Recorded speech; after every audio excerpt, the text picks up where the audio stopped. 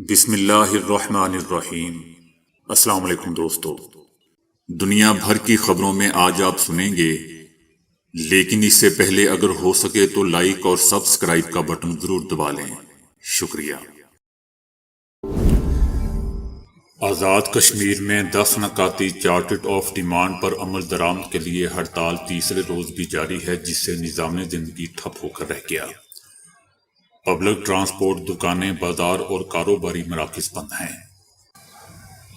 عوامی action committee کا میرپور، بھمبر اور کوٹلی سے دارالحکومت مظفر آباد کی جانب لانگ مارچ دوسرے روز بھی جاری ہے۔ تمام قافلے حکومت کی طرف سے کھڑی کی گئی رکاوٹیں عبور کر کے پونچھ کی حدود میں داخل ہو گئے۔ جرائی کے مقام پولیس اور مظاہرین کے درمیان جھڑپ ہوئی۔ مظاہرین کے پتھراؤ سے A S P Mirpur Khawar Ali اور تحصیلدار ڈھٹیال سردار رضوان لطیف زخمی ہو گئے۔ مظفر آباد سمیت تمام اضلاع میں دوستوں کشیدگی برقرار ہے۔ میرپور ڈویژن سمیت آزاد کشمیر بھر میں انٹرنیٹ سروس رات گئے تک متاثر رہی، جس سے شہریوں کو رابطہ کرنے میں مشکلات کا سامنا رہا۔ پرتشدد مظاہروں سے نمٹنے کے لیے حکومت آزاد کشمیر نے رینجرز طلب کر لی۔ قانون ساز assembly, supreme court, high court اور اہم سرکاری املاک کی حفاظت کے لیے فوری طور پر رینجرز ذمہ داریاں سنبھالیں گے۔ گزشتہ روز پولیس سے مظاہرین کے تصادم کے بعد حکومت نے رینجرز طلبی کا فیصلہ کیا ہے۔ شہید سب انسپکٹر پولیس عدنان قریشی کی نماز جنازہ قائد اعظم اسٹیڈیم میں ادا کی گئی۔ سب انسپکٹر عدنان قریشی احتجاج کے دوران سینے پر گولی لگنے سے شہید ہو گئے تھے۔ آزاد کشمیر حکومت کا کہنا ہے کہ ہمارا پولیس آفیسر شہید ہوا۔ حکومت نے یقینی بنایا کہ کوئی جانی نقصان نہ ہو۔ جلاؤ گھیراؤ کے باوجود حکومت نے طاقت کا استعمال نہیں کیا اور تحمل کا مظاہرہ کیا۔ سوشل میڈیا پر پروپیگنڈا کیا جا رہا ہے، ہمارا دشمن مکار ہے، پبلک سیکیورٹی ہماری ترجیح ہے۔ دوستو، یاد رہے کہ جوائنٹ عوامی ایکشن کمیٹی کی اپیل پر سستی بجلی اور سستے آٹے کی فراہمی کے لیے احتجاج کیا جا رہا ہے۔ مظاہرین مہنگائی، بے روزگاری، لوڈ شیڈنگ اور ناقص پالیسیوں کے خلاف مارچ کر رہے ہیں۔ نون لیگ کا کہنا ہے کہ عارف علوی صاحب نے 9 مئی کے واقعے میں کچھ افراد کی ذمہ داری تو قبول کی۔ نون لیگ کا یہ بھی کہنا تھا کہ فوج نے اگر اپنے لوگوں کے خلاف کارروائی کی ہے تو وہ لاپرواہی یا سازش میں ملوث پائے گئے تھے۔ فوج نے قاعدے اور قانون کے تحت کارروائی کی تھی۔ جہاں تک سیاسی جماعت کا تعلق ہے تو اس کا قائد ابھی تک للکار رہا ہے۔ ان کے قائد کا مطلب یہ ہے کہ چند افراد پر ذمہ داری ڈال دی جائے جو براہ راست ملوث تھے۔ نون لیگ کا کہنا تھا کہ ان کا لیڈر کہتا رہا ہے کہ امریکہ برا ہے، آج کل دوست ہے، سفیر سے بھی مل رہے ہیں، مختلف لابیز پر پیسے بھی لگا رہے ہیں، مختلف اوقات میں ان کی پالیسی بدلتی رہتی ہے۔ عارف علوی کہتا ہے کہ 9 مئی سے متعلق کھل کر اظہار مذمت کیا کریں۔ جن لوگوں نے اس دن تنصیبات پر حملے کیے، کہیں پارٹی کا ان سے کوئی تعلق نہیں۔ امریکی صدر جو بائیڈن نے غزہ میں فوری جنگ بندی کے لیے حماس کے سامنے اسرائیلی یرغمالیوں کی رہائی کی شرط رکھ دی ہے۔ بین الاقوامی میڈیا کا کہنا ہے کہ امریکی صدر نے کہا ہے کہ اگر حماس تمام اسرائیلی یرغمالیوں کو فوری رہا کرتا ہے تو غزہ میں کل ہی جنگ بندی ہو جائے گی۔ امریکی صدر نے کہا کہ اگر اسرائیل نے رفح پر مزید حملے کیے تو ہم اسرائیل کو ہتھیار فراہم نہیں کریں گے، کیونکہ ہم معصوم شہریوں کا قتل عام نہیں چاہتے۔ صدر جو بائیڈن کا مزید کہنا تھا کہ ہم معصوم بچوں اور شہریوں کو قتل عام کے لیے اسرائیل کو گولہ بارود، توپ خانے اور دیگر ہتھیار نہیں دیں گے۔ دوسری طرف دوستو، امریکہ نے رفح میں بڑا آپریشن روکنے کے لیے اسرائیل کو حماس رہنماؤں کی خفیہ معلومات فراہم کرنے کی پیشکش کی ہے۔ یاد رہے کہ غزہ پر جاری اسرائیلی حملوں میں اب تک 34,000 سے زائد فلسطینی شہید ہو چکے ہیں، جبکہ 78,000 سے زائد فلسطینی زخمی ہیں، جن میں دوستو خواتین اور معصوم بچے بھی شامل ہیں۔ غزہ میں اسرائیلی مظالم کے خلاف مختلف ممالک کے طلباء کا احتجاج دوستو جاری ہے۔ لندن کی ایک یونیورسٹی میں طلباء نے احتجاجی کیمپ کا نام آزاد علاقہ اور یونیورسٹی کالج لندن میں کیمپ کا نام رفح کیمپ رکھ دیا، جبکہ دوسری طرف امریکہ میں ہارورڈ یونیورسٹی کی عمارت کا حال اسرائیلی فوج کی فائرنگ سے شہید صحافی شیرین ابو عاقلہ کے نام پر کر دیا گیا۔ امریکہ میں دوستوں، طلباء کے مظاہروں میں اساتذہ نے بھی شرکت کی ہے، جس پر پولیس کی جانب سے کریک ڈاؤن کا سلسلہ ابھی تک جاری ہے۔ اب تک 2500 طلباء کے ساتھ 50 پروفیسرز کو بھی گرفتار کیا گیا ہے۔ اس کے علاوہ اسپین میں ہزاروں افراد نے فلسطینیوں سے اظہار یکجہتی کرتے ہوئے صہیونی فلسطینی سرزمین چھوڑ دو کے نعرے لگائے۔ جاپان میں سینکڑوں افراد نے 1 مارچ کا اہتمام کیا۔ ٹوکیو میں مظاہرین نے نسل کشی بند کرو کے نعرے لگائے، جبکہ سویڈن میں موسیقی کے عالمی مقابلے یورو ویژن سانگ کے موقع پر فلسطینی حامیوں نے مظاہرہ کرتے ہوئے فلسطین آزاد کرو کے نعرے لگائے۔ صدر ڈاکٹر عارف علوی کا کہنا ہے کہ موجودہ پارلیمان فارم 47 سے بنی ہے، اس کے پاس منڈیٹ کم ہے۔ عمران خان بھاری منڈیٹ لینے کے باوجود جیل میں ہیں۔ اگر فارم 47 والی حکومت چلتی رہی تو حالات مزید خراب ہوں گے۔ ان کا کہنا تھا کہ جمعرات کو عمران خان سے ملاقات ہوئی، ان کی صحت اچھی ہے اور وہ اچھے موڈ میں تھے۔ بات چیت پر ملکی مسائل کا حل ہے۔ میں پل کا کردار ادا کرتا رہا ہوں، میں بات چیت کے لیے کوشش کرتا رہوں گا۔ ناکامی تب ہوگی جب ناکامی مان لوں گا۔ سابق صدر کا کہنا تھا کہ فوج میری ہے، میں نے ہمیشہ اس کا دفاع کیا اور کرتا رہوں گا۔ ہمارے تمام ادارے اس بند گلی میں چلے گئے ہیں۔ پاکستان کو اس وقت انویسٹمنٹ کی ضرورت ہے۔ سعودی عرب سے جو وفد آیا اس سے فائدہ ہوگا۔ ڈاکٹر عارف علوی نے کہا کہ میڈیا آزاد ہے تو لوگوں کو پتہ چل رہا ہے کہ دنیا میں کیا ہو رہا ہے۔ Indian national Congress leader Priyanka Gandhi نے بھارتی وزیر اعظم نریندر مودی کی انتخابی تقریروں کو کھوکھلی باتیں قرار دیا اور الزام لگایا کہ وہ سیاست کا استعمال صرف اقتدار حاصل کرنے کے لیے کر رہا ہے، نہ کہ عوام کی خدمت کے لیے۔ گاندھی نے کہا کہ مودی جو کچھ بھی کہتے ہیں وہ خالی الفاظ ہیں جن میں کوئی وزن نہیں ہے۔ ان کا کہنا تھا کہ مجھے نریندر مودی کی ایک ایسی تصویر دکھا دیں جس میں وہ کسی قبائلی کے گھر گئے ہوں اور ان کے مسائل کو سمجھا ہو۔ گاندھی نے لوگوں سے کہا کہ یہ سیاسی لیڈروں کا فرض ہے کہ وہ اپنی ثقافت اور روایت کا احترام کریں۔ بی جے پی قبائلیوں کی ثقافت اور روایت کا احترام نہیں کرتی۔ کانگریس کی اس خاتون لیڈر کا کہنا تھا کہ جب حقیقت میں عزت دینے کی بات آتی ہے تو مودی جی پیچھے ہٹ جاتے ہیں۔ گاندھی نے کہا کہ مودی جی بچوں کی طرح روتے ہیں اور کہتے ہیں کہ ان کے ساتھ بدسلوکی کی جا رہی ہے۔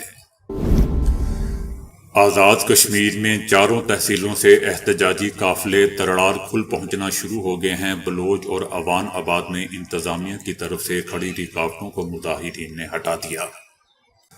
آزاد کشمیر میں عوامی ایکشن کمیٹی کی کال پر لانگ مارچ، پہیہ جام اور ہڑتال کا تیسرا روز ہے۔ تحصیل تراڑ کھل سے قافلے براستہ، راولہ کوٹ، مظفر آباد کی جانب جا رہے ہیں، جبکہ میرپور ڈویژن سے آنے والے قافلے براستہ، بجیرہ، راولہ کوٹ سے ہوتے ہوئے مظفر آباد جا رہے ہیں۔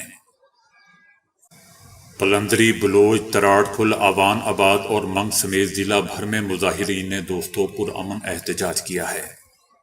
اس کے علاوہ میرپور میں تمام موبائل نیٹ ورکس اور انٹرنیٹ سروسز، جبکہ سماہنی اور نکیال میں انٹرنیٹ سروس معطل ہے۔ دوستوں، یاد رہے کہ آزاد کشمیر میں مہنگی بجلی اور ٹیکسز کے خلاف احتجاج جاری ہے۔ عوامی ایکشن کمیٹی کی جانب سے مہنگائی اور ٹیکسز کے خلاف میرپور سے مظفر آباد تک لانگ مارچ کا اعلان کیا گیا ہے۔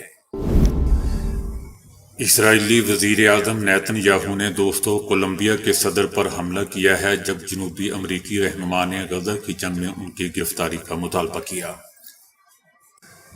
نیتن یاہو نے ان کو جواب دیتے ہوئے کہا ہے کہ اسرائیل یہود مخالف اور حماس کے حامی کا لیکچر نہیں لے گا۔ کولمبیا کے صدر نے اس ماہ کے شروع میں کہا تھا کہ کولمبیا نسل کش صدر رکھنے کی بنا پر اسرائیل کے ساتھ سفارتی تعلقات منقطع کر دے گا، اور ان کا کہنا تھا کہ نیتن یاہو نسل کشی کو نہیں روکیں گے، جس کی وجہ سے ان پر بین الاقوامی فوجداری عدالت کی جانب سے گرفتاری کا اطلاق ہونا چاہیے۔ حالیہ عرصے کے دوران یورپی یونین کو عسکری، سیاسی اور اقتصادی طور پر مضبوط بنانے کے لیے اپنے مطالبات کو تیز کرنے کے بعد فرانسیسی صدر میکرون نے اس مسئلے پر دوبارہ توجہ دلائی ہے۔ اس مرتبہ سوشل میڈیا پر فرانسیسیوں کی طرف سے ان سے پوچھے گئے سوالات کے جواب دیتے ہوئے انہوں نے ویڈیو کلپس کے ساتھ جواب دیا۔ اس سوال کے جواب میں کہ آیا یورپ خطرے میں ہے، میکرون نے 5 وجوہات بتاتے ہوئے اسبات میں جواب دیا۔ انہوں نے واضح کیا کہ اس وقت یورپی براعظم میں جنگ جاری ہے۔ وہ یورپی ملکوں کو خطرہ میں ڈالنے والی روس یوکرین جنگ کا حوالہ دے رہے تھے۔ ان کا کہنا تھا کہ دوسری وجہ جو اس خطرے کو بڑھاتی ہے وہ اس جنگ کے فریقین میں سے ایک کا ایٹمی طاقت ہونا ہے، جس کے پاس ایسے میزائل بھی ہیں جو یورپی سرزمین تک پہنچ سکتے ہیں۔ ان کا کہنا تھا کہ یورپ کو خطرے میں ڈالنے والی تیسری وجہ اسلحے کی بڑھتی ہوئی عالمی دوڑ میں مضمر ہے۔ اس وقت امریکہ، چائنا اور روس کے ساتھ ساتھ ایران بھی جوہری ہتھیاروں کی خواہش کر رہا ہے۔ ان کا کہنا تھا کہ جب ہم ان تمام جغرافیائی سیاسی حقائق کو دیکھتے ہیں تو ہم سمجھتے ہیں کہ یورپیوں کے پاس اپنی حفاظت کے لیے بہت کچھ کافی نہیں ہے۔ میکرون نے یورپی ملکوں کو کمزور کرنے والی چوتھی وجہ معاشی اور تکنیکی مسابقت کو قرار دیا۔ ان کا کہنا تھا کہ گزشتہ برسوں کے دوران یورپی ملکوں میں پیداوار میں کمی کے ساتھ ساتھ سرمایہ کاری میں کمی ہوئی ہے اور صنعتی اور زرعی شعبوں پر پیداوار کم اور اخراجات میں اضافہ ہوا ہے۔ انہوں نے 5ویں اور آخری وجہ معاشرے میں پھیلنے والی تقسیم کو قرار دیا۔ ان کا کہنا تھا کہ تعلیمی اور شہری اختلافات کی بدولت تقسیم بڑھ رہی ہے۔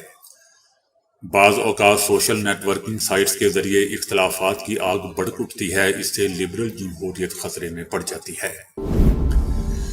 صحرا میں ٹریفک لائٹ کا ہونا ایک ناقابل یقین بات بلکہ مضحکہ خیز بات لگتی ہے، تاہم چائنا ایسا نہیں سوچتا۔ اس کے ایک ریگستان میں دوستوں باقاعدہ ٹریفک سگنل نصب کر دیے گئے ہیں۔ چائنا کے کم تاگ صحرا میں اونٹوں کی سواری ایک مقبول تفریح ہے، جس کے لیے مقامی حکام ٹریفک جیم سے بچنے کے لیے ٹریفک سگنلز کا استعمال کرتے ہیں۔